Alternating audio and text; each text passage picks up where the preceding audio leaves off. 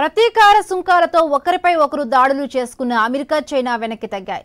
అగ్రరాజ్యం dragon country సుంకాలపై deal కుదుర్చుకున్నాయి. 3 నెలల కాలానికి టారిఫ్లను తగ్గించుకోవడానికి పరస్పర అంగీకారం తెలిపాయి.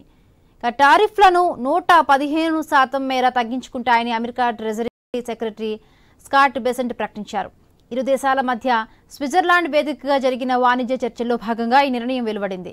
అమెరికా తన టారిఫ్ను 145% నుండి 35% తగ్గించగా చైనా 125 నుండి 10% సుంకాలను తగ్గించింది.